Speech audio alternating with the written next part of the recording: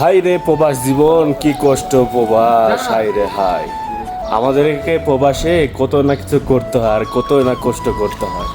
রোমে পানি নাই বলে পানি ফুরিয়ে গেছে, আর এখানে আসসালামু আলাইকুম এভরিওয়ান, আপনারা সবাই কেমন আছেন? আশা করি আপনারা অনেক ভালো আছেন। আমি আল্লাহর রহমতে অনেক ভালো আছি বলতেও কিন্তু একটু ভালো নেই। তো ভালো না থাকার কারণ হচ্ছে এটা আপনারা তো দেখতেই পাচ্ছেন যে কি করছি আমি। চেম্বারে কিন্তু বেশি পরিমাণ পানি নেই, তো বেশি পরিমাণ পানি না থাকায় কিন্তু উপরে পানি যাচ্ছে না এবং কি ট্যাপের মাধ্যমে পানি পড়ছে না। যে একটু পানি আছে সে পানিটাকে তুলে এটা দিয়ে রান্না বান্না এবং কি গোসল এটা দিয়ে করতে হবে। সবাই কিন্তু রুমে যতগুলো মানুষ আছে সবাই কিন্তু পানি একটু একটু করে তুলে নিয়ে যাচ্ছে যার যতটুকু প্রয়োজন। পানি না থাকলে মানুষ কতটা যে অসহায় পড়ে যায় এটা কিন্তু বলার মতোই নয় একদমই। একটা দিন রুমে পানি যদি না থাকে অনেকটা প্রবলেম হয়ে যায়। রান্না বান্না, কাপড় কাচা, গোসল করা থেকে অনেক কিছুরই কিন্তু প্রবলেম হয়। আজকের দিনে কিন্তু আমার ছুটি ছিল, তো ছুটির দিনে জামা কাপড় যে ক্লিন করতে হয় সেটাও কিন্তু হয়নি। পানি যখন আমরা আনলিমিটেড পাই তখন কিন্তু আমরা অপচয় পানিটাকে খরচ করে ফেলি। পানির যে কতটা মূল্য এবং কি দাম এটা কখন আপনারা বুঝতে পারবেন যখন আপনার রুমে পানি থাকবে না এবং কি পানি পান করার জন্য যে পানিটা আপনি পাবেন না, তখনই বুঝতে পারবেন পানির দাম কত এবং কি পানিটার মূল্য কত।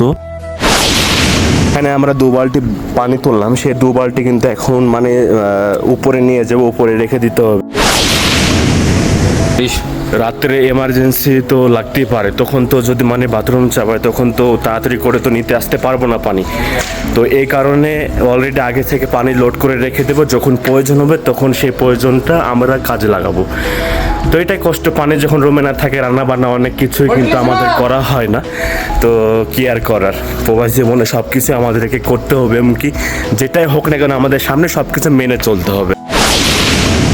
পানিটা কিন্তু অনেকটা ঠান্ডা হয়ে গেছে। অনেক আগে কিন্তু ফ্রিজের ভিতরে আমি পানিটা ঠান্ডা করতে দিয়েছিলাম। পানিটা অনেকটা ঠান্ডা হয়ে গেছে। জুস খাওয়ার জন্য এখানে একটু ট্যাঙ্ক দিয়ে দিলাম, তারপরে ঠান্ডা জল এবং কি লেবুর একটু রস দিয়ে দিলাম। হালকা করে পানিতে একটু চিনি দিয়ে তারপরে আমি পানিটাকে ভালোভাবে মিক্স করে ফেললাম। ঠান্ডা ঠান্ডা জুস কিন্তু আমার একদমই বানানো কমপ্লিট হয়ে গেছে।